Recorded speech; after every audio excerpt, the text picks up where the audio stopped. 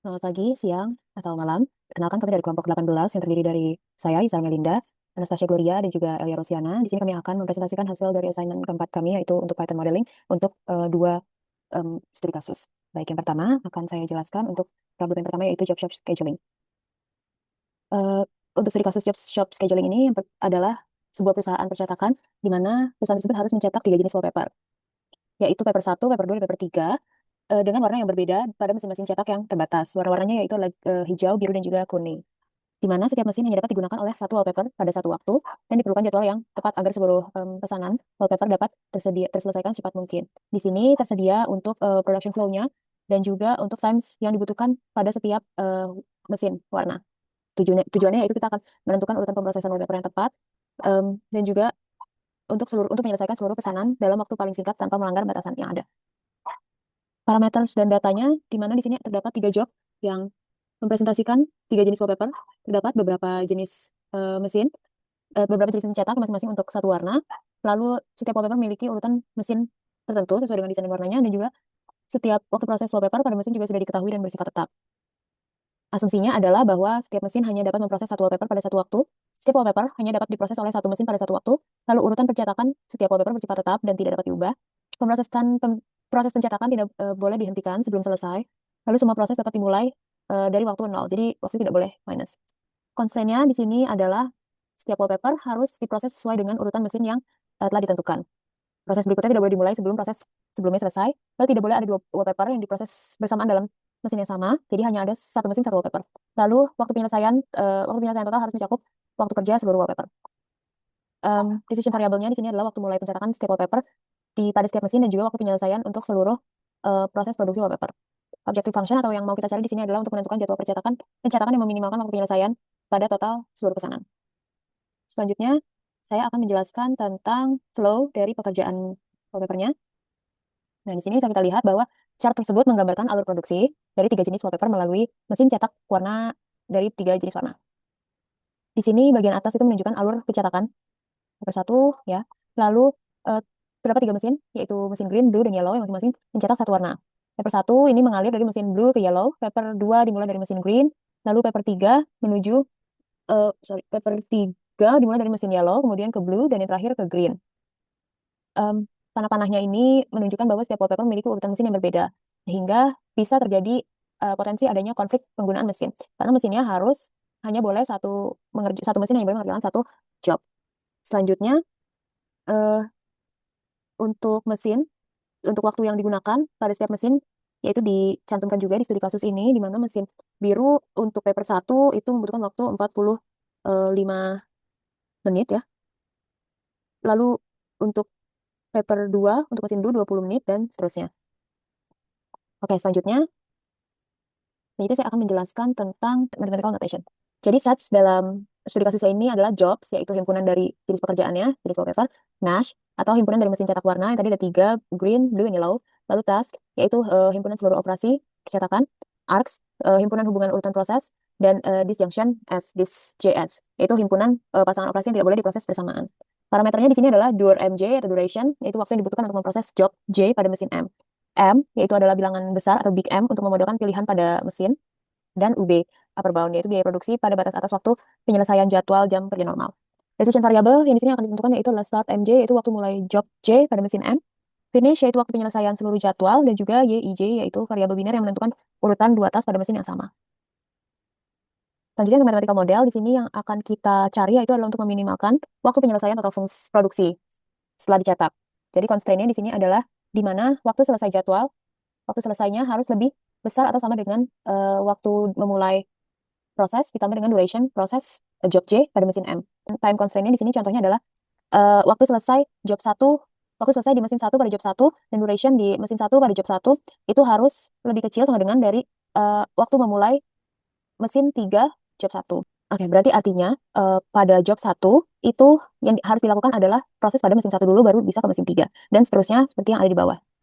Disjunctive constraint atau mesin capacity di mana waktu memulai ditambah dengan durationnya harus lebih kecil sama dengan dari waktu memulai untuk mesin untuk job kedua pada mesin yang sama. Nah, di sini kita harus menentukan urutan job yang berbeda menggunakan mesin yang sama sehingga tidak terjadi pemrosesan yang bersamaan. eh, untuk menentukan job yang akan dijalankan terlebih dahulu pada sebuah mesin. Jadi di sini ada juga untuk constraint finish kurang lebih sama dengan dari UB, di mana jadwal yang dihasilkan model itu tidak boleh melebihi batas waktu penyelesaian upper bound. Di sini ada M value. M value-nya ini tidak boleh terlalu besar atau tidak boleh terlalu kecil karena eh, nilai M sebenarnya adalah nilai yang terbesar untuk yang mungkin dipakai dalam scheduling.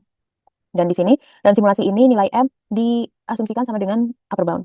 Selanjutnya, untuk constraint selanjutnya adalah bahwa untuk semua M, elemen dari machine, untuk semua J, elemen dari jobs, em, waktu startnya itu harus lebih besar sama dengan dari 0. Jadi, waktu startnya tidak boleh lebih dari, tidak boleh kurang dari 0, tidak boleh bersifat negatif. Dan di sini untuk semua D, elemen dari 1 sampai ND, di mana YD elemen dari bilangan biner. Di mana bilangan biner ini akan menentukan job mana yang akan dikerjakan lebih dahulu, dan nanti akan dimasukkan ke dalam disjunctive constraint ini. Oke, selanjutnya untuk analisis akan dijelaskan oleh teman saya. Baik, selanjutnya saya akan menjelaskan terkait Python modeling untuk problem job shop scheduling, di mana untuk step pertama kita akan melakukan installing pada MIB packages.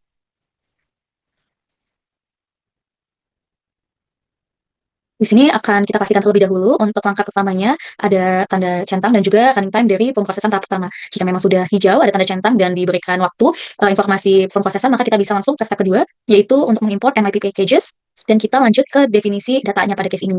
Nah, jadi pada case ini sebuah perusahaan itu menerima pesanan 3 jenis wallpaper dengan desain warna yang berbeda. Setiap wallpaper itu diproses sebagai satu job yang harus melewati beberapa mesin pencetak warna dengan urutan dan waktu proses yang berbeda-beda. Jadi kita bisa define data, di mana karena terdapat 3 jenis wallpaper, maka dalam model ini didefinisikan 3 job. Jadi di sini jobs, kita bikin ada 3, kita definisikan job itu ada job 1, job 2, dan job 3. Kemudian kita akan melabelkan ya untuk masing-masing job ini untuk nantinya mempermudah kita melihat hasilnya. Jadi secara urutan, job 1 itu representasi dari paper 1. Kemudian job 2 adalah paper 2, dan job 3 adalah paper 3. Dan kemudian untuk menyimpan jumlah job, kita akan menggunakan definisi datanya n_jobs sama dengan len buka kurung jobs. Begitu pula dengan mesin, kita definisikan pada kasus tadi di sini adalah 3 mesin ya, dilalui oleh sebanyak 3 mesin for every M, dan kita akan melabelkan nama mesinnya satu-satu, di mana untuk mesin pertama itu dia memproduksi warna biru ya, kemudian untuk mesin kedua itu memproduksi warna hijau. Kita beri juga keterangan M-nya, menandakan mesin ke tersebut angkanya, lalu yang ketiga itu ada yellow. Oke, dan untuk menyimpan jumlah mesin, kita akan menggunakan n_machines, len machines, seperti ini. Nah, setelah job dan mesin udah didefinisikan, maka kita akan mendefinisikan waktu proses setiap job pada setiap mesin. Nah, jadi di sini akan melibatkan 2 dimensi ya. Jika melibatkan 2 dimensi, maka kita akan memakai tanda kurungnya 2 ya. Tanda pagar kurungnya 2, kita akan isi mulai dari baris itu adalah mesin, kolomnya itu adalah job. Jadi di data ini adalah untuk job pertama, di mesin pertama itu membutuhkan proses waktu 45 menit, untuk job kedua di mesin pertama itu adalah 20 menit, dan untuk job ketiga di mesin pertama itu adalah 12 menit. Seperti ini. Kita kasih tanda koma, kemudian kita boleh lanjut. Di sini adalah mesin kedua dengan job pertama. Nah, secara soal, data soal itu tidak dilalui, sehingga kita bisa mendefinisikannya sebagai 0. Durasinya 0, yang artinya paper 1 tidak diproses pada mesin 2 yang memproduksi warna hijau. Selanjutnya kita isi datanya, 17. Lalu untuk mesin ketiga pada job pertama itu ada 10, untuk job kedua ada 34 ya. Kemudian ada 28. Nah, habis itu karena urutan mesin setiap wallpaper berbeda, maka kita juga perlu nih mendefinisikan routing untuk setiap job. Jadi di sini ada order routing, di mana routingnya itu juga 2 dimensi ya. Kita melibatkan paper sama mesinnya. Itu untuk paper pertama itu dilalui oleh mesin pertama, lalu baru dilanjutkan ke mesin ketiga. Selanjutnya, untuk paper kedua itu dilalui oleh mesin kedua, lalu diteruskan ke mesin 1, dan berakhir di mesin 3. Dan untuk paper 3 itu dilalui oleh mesin yang ketiga, lalu ke mesin pertama, dan berakhir di mesin yang kedua. Baik, selanjutnya untuk memastikan tidak ada 2 job yang diproses secara bersamaan di mesin yang sama, maka kita akan menggunakan parameter big M ya, atau bilangan besar untuk mengaktifkan dan menonaktifkan constraint urutan antar jobnya. Di sini kita bisa definisikan M itu adalah bilangan yang besar. Di sini kami akan menggunakan bilangan besarnya adalah 969. Dan di sini juga ada nodes Python indices. Nah, di sini juga ada nodes Python indices, di mana Python indices itu dimulai datanya itu diawali dengan 0. Jadi semisal ada data di jobs, maka data jobsnya itu untuk yang satu ini adalah 0. Jadi dimulai dari 0, 1, 2. Jadi data yang satu ini itu adalah di Python, kan menganggapnya itu adalah 0, dimulai dari 0. Sedangkan di problem indices kita itu dimulai dari 1. Kita bisa running sampai kita cek di sini sudah ada tanda panah dan tahapannya, yaitu kita akan menentukan variabel keputusan, tujuan fungsi, dan juga batasan. Oke, jadi untuk problem kali ini adalah objektifnya untuk menyelesaikan seluruh operasi secepat mungkin atau meminimize time expand. Jadi kita create a model, nama modelnya kita adalah model sense minimize. Seperti ini. Kemudian kita akan mendefinisikan dan memodelkan decision variabelnya. Jadi yang pertama itu kita ingin setiap kombinasi job dan mesinnya itu kita ingin tahu kapan proses tersebut dimulai. Jadi dimulai dari start time variabelnya. Di sini variabelnya adalah start, didefinisikan sebagai model var, di mana var type-nya Karena dia adalah waktu, maka dia tipenya continuous. Dan karena waktu itu tidak bersifat negatif dan tidak boleh negatif, maka labor boundnya itu adalah 0. For machines. Dan for. Kita akan definisikan machines dan juga jobs-nya. Dimana for underscore ini tuh kita hanya butuh jumlah iterasinya aja, bukan nilainya. Kemudian ini dipakai kurung kolonnya itu ada dua ya, tutup kurungnya, maaf, tutup kurungnya itu ada dua, karena kan kita memang ada kombinasi job dan mesin. Kemudian untuk binary sequencing variable, kita ingin juga mencegah overlap di mesin yang sama, dan kita ingin menentukan nih apakah job J ini dikerjakan sebelum job K di mesin M. Kita bisa menuliskan binary sequencing variable itu sebagai Y, itu sama dengan. Jadi karena mengandung dua, kita juga tetap ingin mendefinisikan untuk Y-nya itu adalah part type-nya binary, yang merupakan putusan untuk dia ada tiga karena kan memang ada melibatkan job yang sebelumnya dan job untuk setelahnya. Jadi for in machines, kemudian for in jobs, kemudian for in jobs. Seperti ini. Selanjutnya untuk maxman variable, karena maxman itu adalah penyelesaian paling akhir dari semua job, dan dia adalah bersifat waktu ya sifatnya. Jadi kita akan menuliskan maxman model variable di mana for type nanti yes korbannya mana mau seperti ini. Dan untuk objective functionnya yaitu adalah model.objective adalah si maxman. Oke, selanjutnya kita akan membahas untuk constraint-constraint yang ada di problem ini, dimulai dari conjunctive constraints. Jadi, untuk conjunctive constraints itu, setiap jenis wallpaper itu memiliki urutan mesin yang sudah ditentukan oleh desain warna. Nah, artinya, sebuah wallpaper tidak boleh dicetak pada mesin berikutnya sebelum proses pada mesin sebelumnya itu selesai. Maka dari itu, kita perlu memastikan bahwa waktu mulai di mesin selanjutnya selalu lebih besar atau sama dengan waktu selesai di mesin sebelumnya. Jadi, kita bisa menuliskan for JID in jobs. Jadi untuk data-data jobs ini kita sekarang menggunakan istilahnya J underscore ID. Jadi ini adalah identitas job sesuai soal. Dan kita akan menggunakan istilahnya J underscore IDX untuk menyesuaikan ke index Python. J underscore ID, tadi kurang, semangat, satu. Di sini juga kita akan mendefinisikan sequence atau urutan mesin untuk job tersebut. Kita bisa menuliskan sequence atau SEQ ya untuk dipersingkat. Good. J sub IDX. Nah, kemudian kita akan menunjukkan posisi dalam urutan mesin. Kita bisa menuliskan for ini IDX, menunjukkan posisi ya urutan mesin, panjangnya sequence, min 1. Mana untuk M1 underscore ID, kita akan definisikan adalah sequence IDX. Kemudian M2, itu adalah sequence IDX plus 1. Seperti ini. Nah, kemudian kita akan mengkonversikan mesin tersebut ke index Python. Jadi, di sini bisa dituliskan M1 IDX sama dengan M1 underscore ID min 1. Kemudian untuk M2, bisa dituliskan dengan M2 underscore ID kurang 1. Nah, ini sudah menjadi ke index Python. Sehingga untuk pemodelannya, di mana kita ingin operasi di mesin berikutnya itu hanya boleh setelah operasi sebelumnya selesai, bisa didefinisikan model plus sama dengan start job IDX. Tuh. Ini mesin berikutnya. Terus lebih besar sama dengan waktu mulai job pada mesin sebelumnya.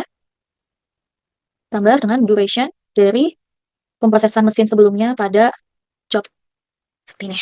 Jadi selanjutnya ke disjunctive constraint, di mana setiap mesin hanya dapat memproses satu job pada satu waktu. Jadi jika dua job menggunakan mesin yang sama, maka salah satunya harus menunggu. Jadi kita bisa menuliskan for MID, di mana kita akan mengambil dulu ya. Untuk tadi kan kita datanya itu, mesin C itu masih dalam indeks mesin yang dari problem. Kita akan terjemahkan dengan menggunakan versi Python.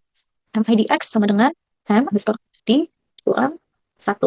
Jadi ini adalah indeks mesin versi Python-nya. Kemudian kita akan mengidentifikasi job mana yang memang menggunakan mesin ini. Kita bisa dapat bilang jobs on machine. Kemudian kurang seperti ini. Jadi kita akan buat list kosong dulu, nanti isinya akan berisi job-job yang benar-benar menggunakan mesin ini, karena tidak semua job memakai semua mesin. Seperti yang tadi itu ada job 1, itu tidak menggunakan mesin 2. Jadi kita akan bikin semacam list terlebih dahulu. Sini kita akan lihat for J ID inner, itu di jobs. Ini artinya adalah jobs yang ada di dalam dari mesin itu ya. Itu adalah loop ya, yang melalui job nomoran sesuai dengan problem kita. Jadi sehingga kita perlu mengubah ke indensi dari Python. Jadi kita bikin ke indensi Python dikurang 1. Seperti ini. Kemudian kita akan ngecek nih apakah job ini memang membutuhkan ke mesin M gitu ya. Jadi if kita tulisnya itu MID ya, include the X inner adalah jobs on machine. adalah ini. Jadi, ketika misalnya kita cek ya, di sini ada J underscore IDX inner, ini adalah nantinya isi urutan mesin yang dilatih oleh job tersebut. Jadi misal jika mesin M underscore ID ini ada di dalam si list with the job, maka job ini diproses di mesin tersebut. Nah, misalnya iya, maka job ini masuk nih ke dalam daftar jobs underscore on underscore machine. Dan daftar ini nantinya akan digunakan untuk membuat constraint agar job-job tersebut tidak berjalan bersamaan pada mesin yang sama. Oke, nah selanjutnya kita akan menerapkan dan memodelkan untuk constraint antara suatu job sebelum dia memproses sama job setelah dari job yang sebelumnya di suatu mesin. Seperti itu ya. Jadi kita akan mendefinisikan for J IDX, yaitu didefinisikan di mana J ini adalah job yang dimulai dulu ya. Job yang dimulai di suatu mesin, jobs on machine. For K atau job setelahnya ya, di jobs on machine, di mana kita juga pastikan bahwa job yang dibandingkan itu berbeda. Jadi kita tidak membandingkan job dengan dirinya sendiri. Di if J IDX itu tidak boleh sama dengan K IDX seperti ini.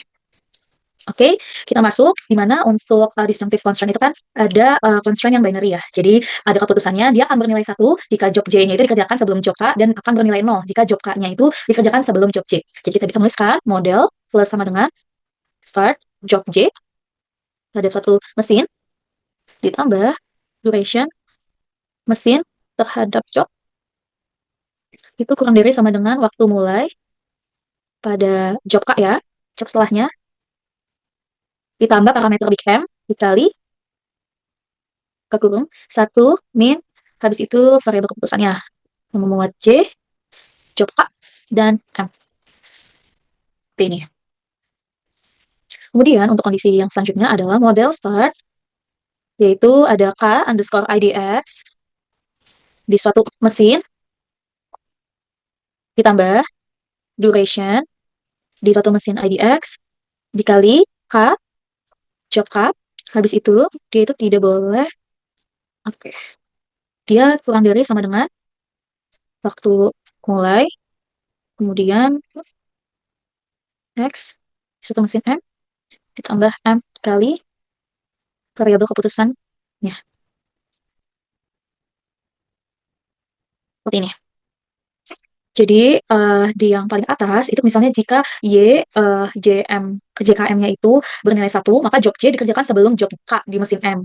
Jadi job K itu hanya boleh mulai setelah job J selesai. Begitu pula sebaliknya. Hal yang ini jika misalnya Y, JKM-nya itu bernilai 0, job K dikerjakan sebelum job J di mesin M.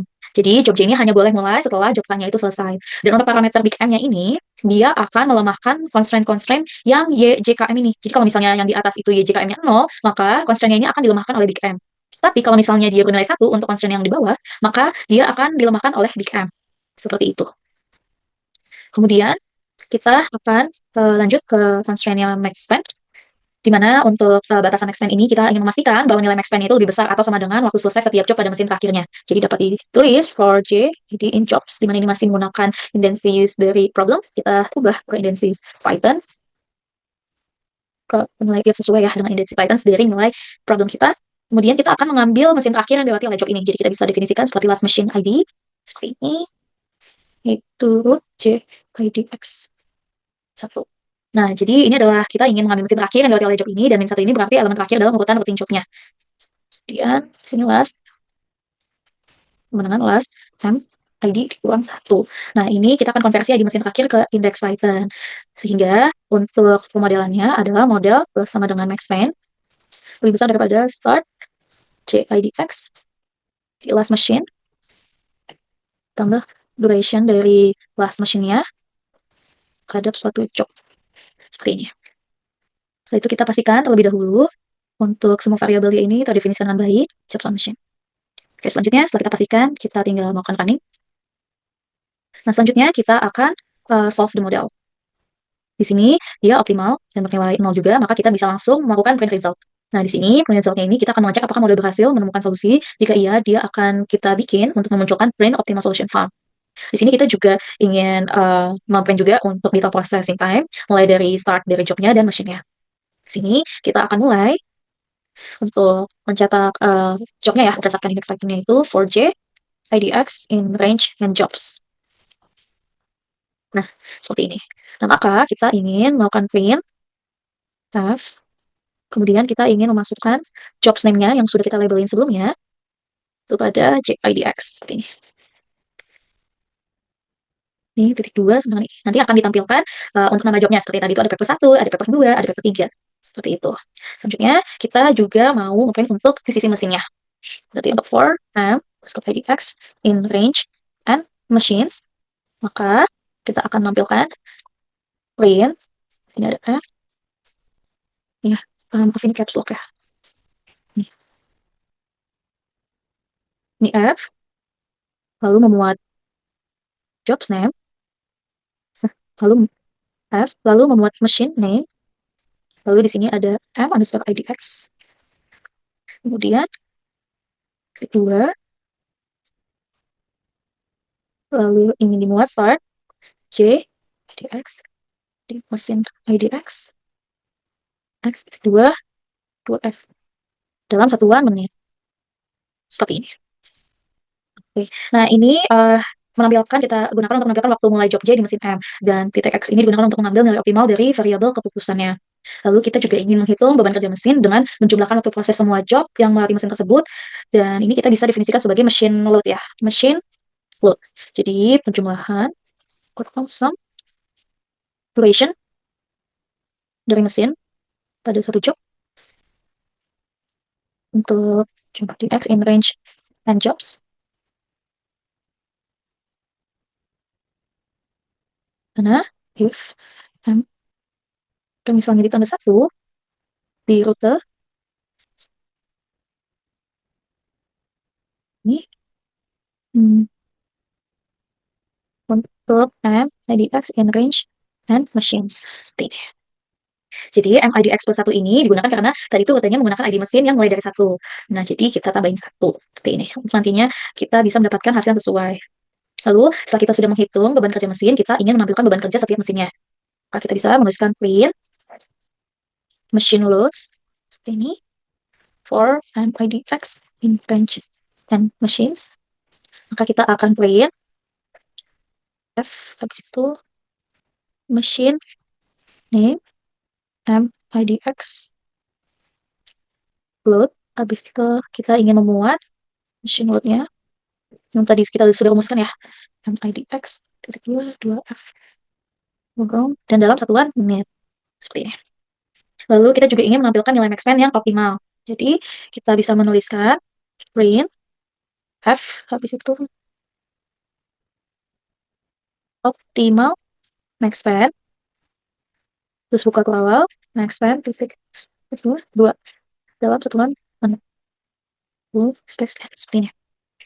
Nah, jadi untuk selanjutnya karena dia ada if, maka ditutupi dengan else, di mana else-nya itu akan ke print no visible solution found jika memang tidak ditemukan visible solution ya. Kita bisa tinggal langsung kan didapatkan optimal solution, di mana pada paper 1 dia akan mulai diproses di mesin pertama pada menit ke-42, lalu dilanjutkan ke mesin ketiga pada menit ke-87. Lalu untuk job kedua atau paper 2, dia akan dimulai pada mesin kedua, dia dimulai dari 0 menit, kemudian dilanjutkan mesin ketiga pada menit ke-30, lalu dia juga dilanjutkan ke mesin pertama pada menit ke-10. Selanjutnya untuk job 3, pada paper 3 ini, dia akan dimulai lebih awal pada menit ke-0 itu di mesin ketiga, kemudian dilanjutkan ke mesin 1 pada menit ke-30, kemudian dilanjutkan ke mesin 2 pada menit ke-42.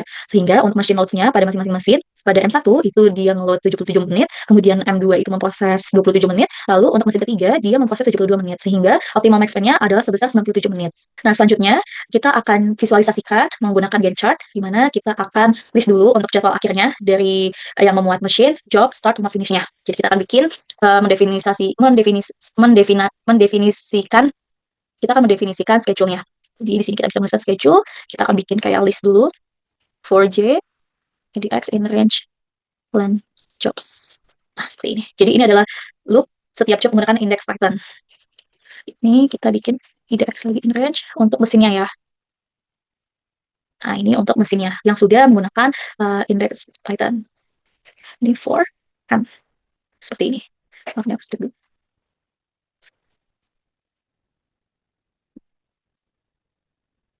Kita akan mendefinisikan dulu untuk bagian job sama mesinnya, di mana ini kita akan menggunakan index Python lagi dengan len jobs. Seperti ini. Diperhatikan juga untuk tanda spasi ya. Kemudian for IDX ini untuk mesinnya in range dan machines.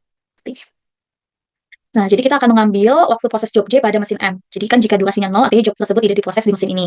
Artinya kita akan menuliskan dur atau singkatannya ya, karena kan kita tidak bisa menggunakan variable duration karena sudah didefinisikan di atas sebelumnya. IDX, IDX, seperti ini.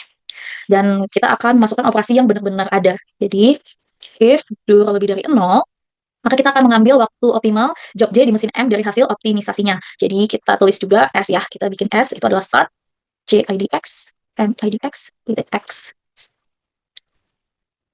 Seperti ini. Kemudian kita akan menghitung waktu selesai operasi tersebut, berarti kita akan mendefinisikannya itu adalah F ya, finish. F, S, ditambah duration-nya. Seperti ini. Nah, schedule, append, ini, machines, itu indeksnya MIDX ya. Habis itu, koma, jobs. Kita ingin juga ke jobs name-nya itu.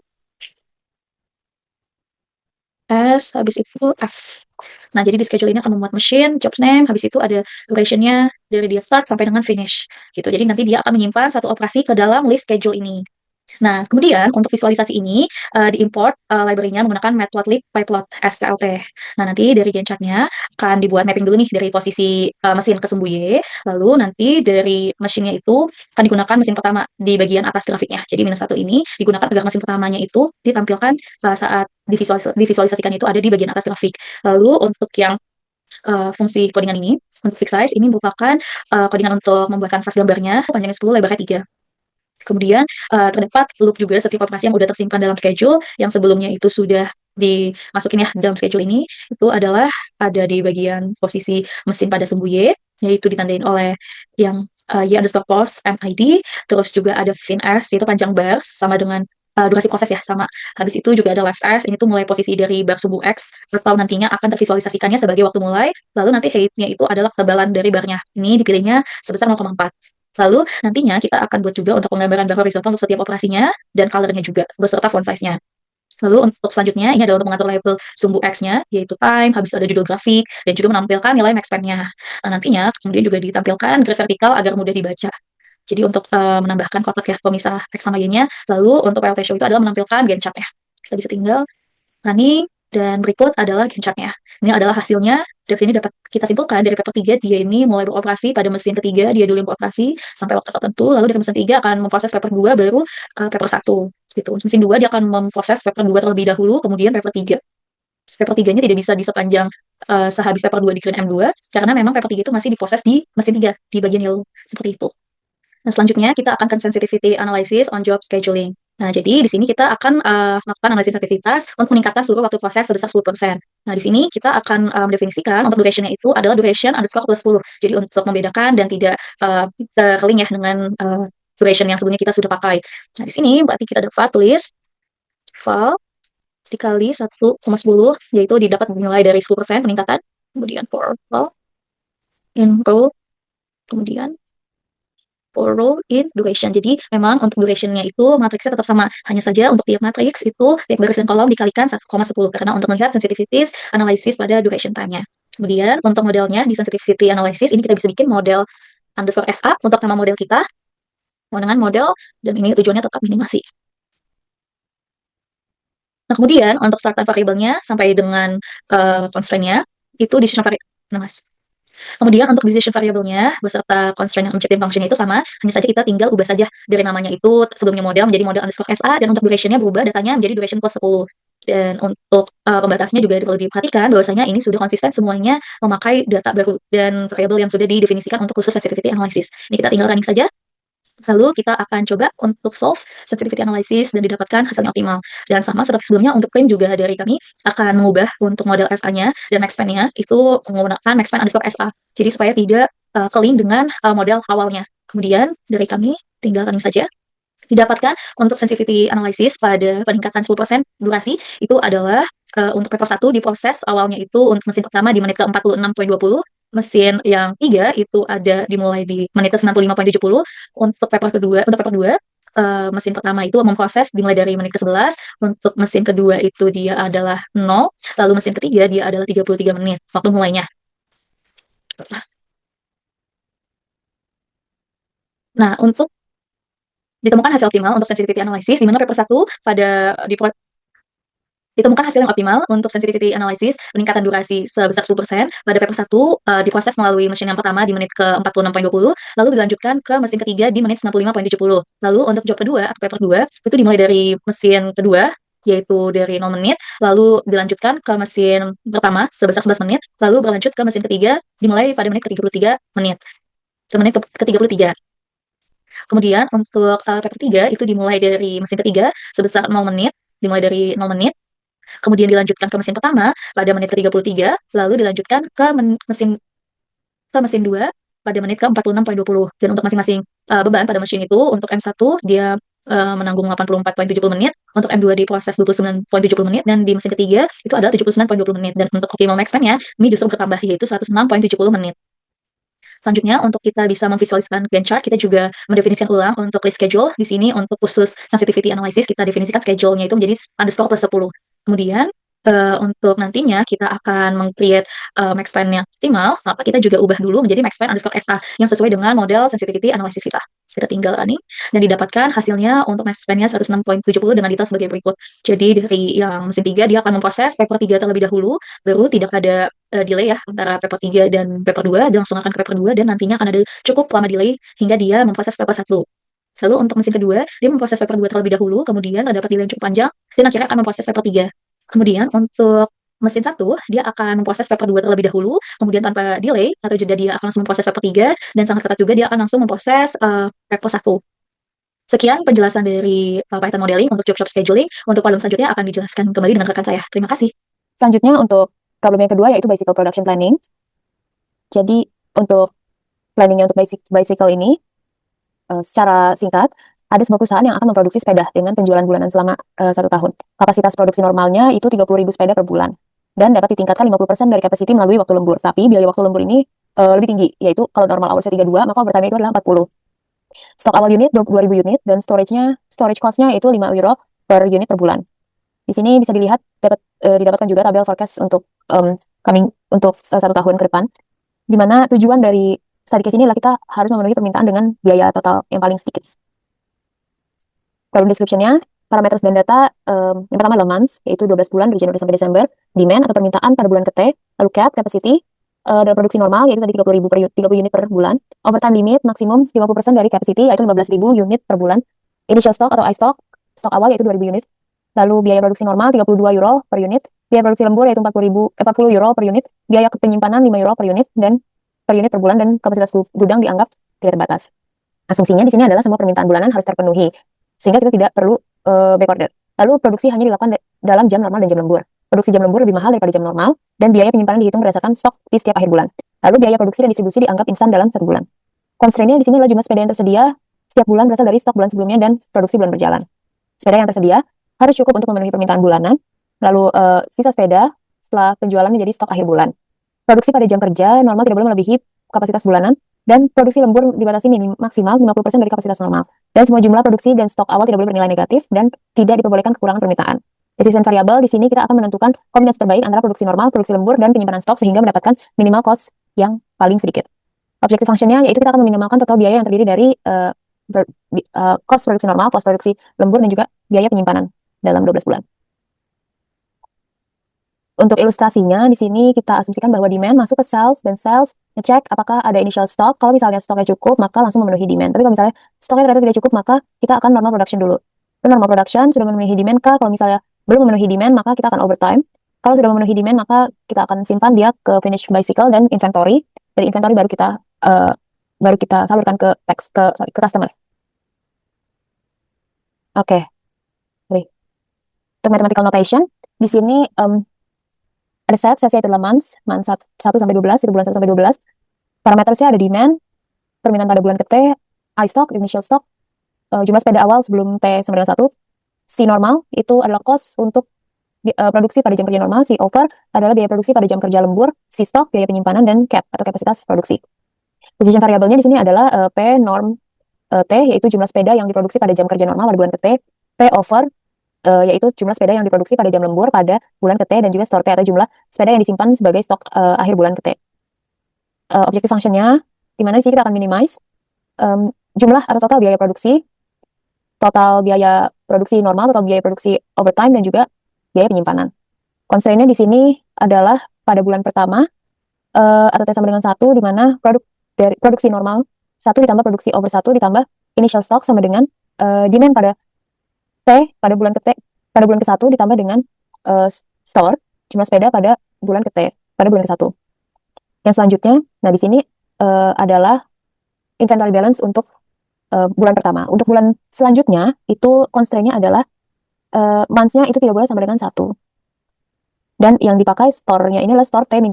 Jadi kalau misalnya bulannya adalah bulan 2, maka yang dipakai adalah store atau jumlah sepeda dari bulan sebelumnya. Selanjutnya yang kita constraint selanjutnya adalah bahwa produksi normal dari bulan ke-T itu harus kurang dari sama dengan dari capacity. Artinya dia tidak boleh melebihi capacity untuk semua bulan. Lalu kapasitas produksi lemburnya juga harus kurang dari sama dengan dari setengah dari capacity untuk semua bulan. Selanjutnya bahwa constraint-nya nilai tidak boleh kurang dari 0 atau dia tidak boleh sifatnya negatif. Untuk produksi normal, produksi overtime, dan juga jumlah sepeda itu tidak boleh kurang dari 0. Baik, selanjutnya untuk analisisnya akan disimulasikan oleh teman saya pada Python. Selanjutnya di sini saya akan menjelaskan mengenai case kedua, yaitu perencanaan produksi dari sepeda. Yang pertama kita install MIP package. Jadi setelah terinstall, langsung saja import MIP package-nya, kemudian masuk ke define data. Nah, jadi untuk kasus ini itu membahas terkait perencanaan produksi sepeda anak selama 12 bulan ke depan. Tujuannya itu perusahaan ini ingin memenuhi seluruh permintaan yang diperkirakan dengan biaya total minimum, dengan mempertimbangkan adanya keterbatasan kapasitas produksi, kemudian ada opsi lembur, dan adanya biaya penyimpanan atau biaya inventory. Kemudian lanjut kita masuk ke define data. Nah, di sini variabel demand ini mempresentasikan perkiraan kira-kira permintaan dalam ribuan unit sebuah sepeda motor dari periode Januari hingga Desember. Nah, di sini untuk demandnya 30 unit dalam 1000 unit, berarti di bulan Januari itu ada sebanyak 30.000, Februari 15.000, Desember di 30.000. Selanjutnya months ini range 12 ini Januari sampai Desember. Kemudian di sini juga dideskripsikan untuk months name-nya yaitu ada Januari, Februari hingga Desember. Selanjutnya untuk kapasitasnya di sini itu kapasitas untuk produksi normal itu sebanyak 30.000 unit. Kemudian kalau untuk kapasitas lemburnya itu sebesar 50% dari kapasitas normal. Selanjutnya untuk biayanya, biaya normalnya itu ada di 32, kemudian biaya overtime-nya itu di 40, kemudian tuh biaya di holdingnya itu ada di 5. Kemudian di sini juga ada persediaan awal dalam 1000 unit itu initial inventory-nya itu sebanyak 2.000. Selanjutnya, karena kita ingin mencari total biaya minimum, maka dari itu untuk rate modalnya adalah model sama dengan model sense-nya yaitu minimize. Minimize. Selanjutnya decision variable ini kita yang pertama adalah P. Ini kita anggap sebuah produksi normal. Itu model add var dengan var type-nya adalah integer. Var type sama dengan integer dengan LB batas bawahnya 0, batas atasnya adalah kapasitas. Capacity. Selanjutnya name sama dengan F P produksi normal dalam bulanan protein months. Ini di copy aja biar cepat. Selanjutnya ini kita definisikan juga OT ini sebagai produksi lembur. Ini model var type UB-nya capacity, berarti ini OT capacity. OT capacity. Kemudian name-nya juga kita ganti menjadi OT. Selanjutnya inventory kita definisikan I. Ini batas bawahnya 0, kemudian langsung ke name. S. Langsung name. Name FI. Titik. Selanjutnya mencari objective function-nya. Berarti ini model objektif sama dengan sum total dari biaya normal dikali dengan produksi normal di bulan T ditambah dengan OT cost biaya overtime dikali dengan OT dalam bulanan ditambah lagi holding cost dikali dengan I dalam bulanan dengan 40 in months. Baik. Selanjutnya masuk ke constraint. Untuk constraint, ini itu untuk bulan pertama persediaan akhir dihitung dari produksi normal, produksi lembur, persediaan awal dikurangi dengan permintaan di bulan tersebut. Berarti kita anggap if T sama dengan double sama dengan 0, kemudian dengan model plus sama dengan produksi dalam bulan ditambah produksi lembur bulan-bulan ditambah ini sial inventory kemudian dikurang dengan demand dalam bulan, sama dengan inventory dalam bulan. Oke, selanjutnya untuk bulan-bulan berikutnya itu persediaan akhir di bulan ke-T itu berasal dari produksi bulan ke-T, persediaan dari bulan sebelumnya, kemudian dikurangi permintaan bulan ke-T. Nah, tanda ini juga memastikan setiap permintaan itu terpenuhi baik dari produksi bulan itu maupun dari stok sebelumnya. Jadi atau else ini kita sejajarkan else model plus sama dengan PT produksi di bulan T ditambah OT T, kemudian ditambah inventory bulan ke-T dari kurang sebelumnya, dikurang dengan demand dari T, kemudian sama dengan inventory dalam ke-T. Oke, baik. Untuk sebelumnya apakah sudah kita run? Sudah kita run. Selanjutnya yang di bagian step 4 coba kita run. Oke, ini sudah benar. Lanjut ke step 5 yaitu solve the model. Solve the model karena kita ingin meminimaliskan berarti model optimize. Oke, coba kita run. Nah, ini modelnya sudah optimal. Selanjutnya kita memprint resultnya. Print result berarti kita tulis saja normal list. Normal list itu integer dari produksi normal di bulan ke T X dengan forte in months. Oke, ini kita copy aja biar cepat. Selanjutnya kita bikin yang overtime. Overtime list sama dengan ini sama, kita ganti di P-nya kan produksi normal, ini jadi OT. Selanjutnya juga untuk yang persediaan kita tulis namanya store list. Store list sama dengan kita copy juga, tapi ini P-nya kita ganti I sebagai simbol sebelumnya. Oke, ini sudah. Selanjutnya kita masuk lagi untuk mencetak header tabel di bulanan. Untuk mencetak tabel header, ini kita kasih aja ya. Mencetak tabel header bulanan. Bulanan. Ini berarti kita print aja. Print. Dalam kurung bintang, mana bintang, tanda petik, kemudian kurung Kurawa, ada 12, spasi kosongnya tuh di kiri untuk kolom tabel itu sebanyak 12, kemudian itu dikali titik format dengan buka kurung bintang. Nah, selanjutnya itu kita pilih kita pilih N. Jadi N di sini bertujuan supaya tidak pindah baris di setiap unit. Oke, terus tuh for M in month names. For M in month names. Selanjutnya kita panggil lagi print dalam kurung petik, terus tuh kurang Kurawa itu lebih dari 5. Jadi lebih dari 5 ini menunjukkan setiap bulan ini dicetak rata kanan selebar 5 karakter biar sejajar. Terus itu sama kayak tadi format dengan M. Selanjutnya format dengan M, N sama dengan oke. Oh, ini belum tanda petik. Ini oke, ini belum koma. Oke, jika sudah, lanjut lagi bawahnya print. Oke. Selanjutnya kita juga mau mencetak baris demand. Mencetak baris demand. Mencetak baris demand ini bertujuan baris ini akan menampilkan data permintaan bulanan yang menjadi input model. Kemudian juga biar tujuannya tuh nanti hasil akhirnya tuh dalam bentuk seperti tabel. Jadi ini sama. Kita panggilnya sama kayak seperti tadi, paling nanti ada perubahan. Kita copy aja biar cepat. Format dengan di sini kita tulis namanya adalah demand. Kemudian for fee in demand. Demand. For fee and demand, perintah formatnya ini berarti ini formatnya fee. Oke. Sudah, selanjutnya kita juga mau memanggil si produksi normal ini mencetak produksi normal. Sama, kita paste saja. Namun formatnya ini kita tulis normal. Kemudian for fee, kita ambil fee aja. For fee in normalis print from fee. Oke, selanjutnya juga kita mau memanggil bagian lembur, berarti mencetak produksi lembur. Oke, ini sama, kita paste. Paling di formatnya kita kasih nama additional. Terus ini pakai yang overtime, berarti pakai hotelis. Oke, selanjutnya berarti format Ini V, ini V. Oke, selanjutnya kita bagian yang persediaan atau inventory juga belum. Berarti di sini mencetak untuk pemanggilan kolom, ya baris baris inventory, mencetak bagian persediaan atau inventory. Oke, ini sama kita paste saja.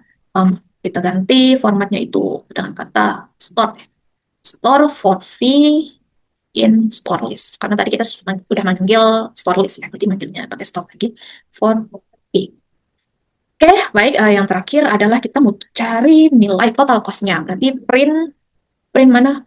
Oh, Kak, total total cost sama dengan model objektif.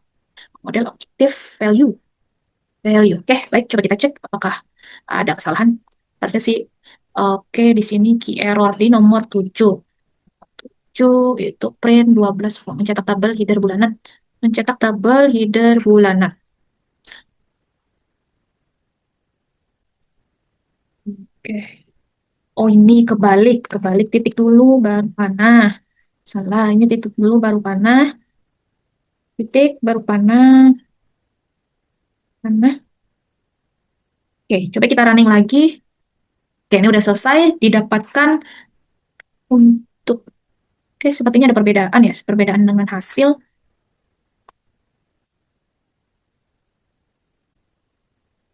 Coba kita lihat tadi itu sepertinya ada yang keliru.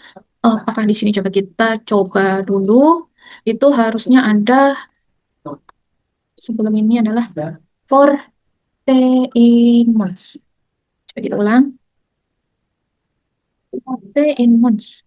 If TT sama dengan orte in months, if TT sama dengan di mana?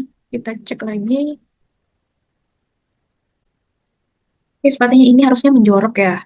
Ini harus menjorok ke dalam, terus ini juga harusnya menjorok ke dalam, kemudian menjorok, ini menjorok. Oke, coba kita run lagi. Oke, ini udah benar. Selanjutnya kita ulang submodel. Terus ini kita run lagi. Oke, baik. Jadi didapatkan total cost-nya itu adalah di 11.247 dengan demand-nya tadi di Januari 30, Februari 15. Jadi produksi normalnya di Januari itu 28, Februari 15, Maret 15, April 28, kemudian Desember 30, kemudian juga ada lemburnya itu di Juni itu sebanyak 10, Juli 15, Agustus 15. Kemudian di persediaan atau penyimpanan inventory ada di April itu sebanyak 3. Oke. Baik, selanjutnya kita masukkan untuk sensitive analysis. Jadi di sini coba kita mengilustrasikan bahwa adanya peningkatan demand sebanyak 10%. Jadi sensitive analysis kita adalah demand 10%, berarti kita panggil saja coba print, buka kurung, tutup, ini mana sih, N 34, sensitive analysis 1 itu demand plus 10%. Oke, kemudian demand baru berarti kan kita ada peningkatan 10%, berarti kita kasih nama demand plus 10. Sama dengan integer kurung dari demand tadi dikali dengan 1 kali 10. Ini kan artinya 110 for day in demand. Oke, selanjutnya modelnya kita kasih nama sensitive analysis 1, berarti SA1 kita singkat. Itu adalah model kurung sense-nya sistem ini S. Selanjutnya variabelnya itu sama seperti tadi, jadi biar cepat saja kita naik ke atas, variabel kita copy, paling nanti kita kasih simbol yang berbeda. Jadi karena ini variabel baru, jadi kita tulis saja P2, OP2, kemudian I2. Kemudian itu variabelnya ini bukan model lagi, tapi kita tulis SA1. Karena kan kita sudah deskripsikan modelnya itu SA1, kemudian juga name-nya juga udah ada duanya, OT2 dan I2. Oke, selanjutnya juga kita masuk ke objective function. Ini kita masih menggunakan dia yang sama ya. Karena itu kita panggil aja yang tadi sama aja. Jadi kita copy. Ini kita paste. Paling yang membedakannya itu tadi modelnya kita ganti ke SA1. Kemudian juga produksi normalnya kita tulis ganti juga OT2. Kemudian ada I2. Oke. Kemudian kalau constraint-nya itu sebenarnya juga sama kayak tadi. Paling ada pergantian beberapa kali kata doang. Jadi kita panggil aja sama seperti tadi. Paling rubah sedikit aja dari penamaannya biar cepat. Langsung kita kopas, berarti ini namanya bukan model lagi, berarti SA1, ini SA1, kemudian P-nya P2, OT2, kemudian demand-nya tadi kan kita ganti nama demand plus 10. Kemudian juga I-nya kan ada I2. Terus itu P-nya 2, OT2, I2, kemudian demand-nya juga sama, demand plus 10, kemudian I2. Oke, sudah, coba kita running. Oke, udah terbaca ya, sensitive analysis atau itu dengan demand yaitu ada peningkatan 10%. Kemudian shock modelnya sama seperti tadi, karena kita pakai modelnya tuh penulisan nama SA1, berarti SA1 di model SA1 optimize. Oke, coba kita run. Ya, sudah optimal. Selanjutnya masuk ke print result. Print resultnya sama seperti tadi, jadi kita panggil aja semuanya. Paling nanti kita tambahkan angka 2 aja, karena ini adalah model yang kedua. Print result itu normalisnya kan berarti 2, kemudian ada angka 2-nya, ada 2, kemudian di P juga ada 2, OT2, kemudian I-nya 2. Oke, selanjutnya bagian header sama seperti tadi. Kita copy. Ini tinggal kita ini masih sama, I12 format N masih sama. Kemudian untuk row demand-nya, nah yang di dimensi ini nih kita copy, cuman ada penambahan lagi kan, demand itu demand plus ya. Demand berarti ini demand plus 10. Demand plus 10 atau demand plus 100 aja langsung ya. Demand plus 10%. Demand plus 10%. Kemudian ini tadi for M in month, ini coba kita ganti aja. Forte nih. Forte in months. Forte in months. Print format ini adalah format demand plus 10. Salah. Kalau demand plus 10 dalam bulan T. Oke, selanjutnya normal production-nya juga bisa aja. Print T12, ini berarti kalimatnya kan normal. Normal. For V. For V in normal list 2. Normal list 2. Kemudian format ininya format print format VN print. Kemudian row add juga sama, ini di copy saja, copy format ini additional berarti ini OT juga format VN. Kemudian row bagian inventory ini pas saja format, ini berarti tadi store N, ini pakai store list. Store list 2 format VN. Oke, apakah sudah? Oke, tadi normalis. Normal, mana normal? Normalis, kemudian demand ya dengan 10%. Oke, format non-months. Oke, sudah. Berarti tinggal untuk bagian total cost. Untuk total cost-nya sendiri berarti kan sama kayak tadi, kita panggil aja lagi print total cost SA1, berarti kan total cost dalam kurung SA1, sensitive analysis 1, berarti ini model bukan model lagi, tapi SA1. Oke, baik. Selanjutnya kita satu, oh ini salah sepertinya. SA1 sama dengan buka kurung SA titik objective value tutup kurung, mana tutup kurung bintang. Oke, coba cek.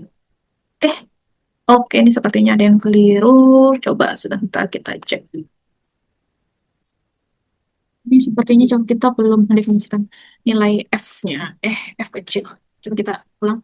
Nah, baik. Jadi setelah dilakukan sensitive analysis dengan penambahan demand sebanyak 10%, didapatkan yang awalnya itu total biayanya di 11.247 menjadi 12.445 dengan kenaikan 10%-nya di tiap bulanan. Awalnya Januari di 30, ini menjadi 33, kemudian Februari awalnya 15, kemudian menjadi 16, kemudian di normal juga ada penambahan yang awalnya 28 menjadi 30. Baik, berikut yang dapat kami sampaikan. Terima kasih atas perhatiannya.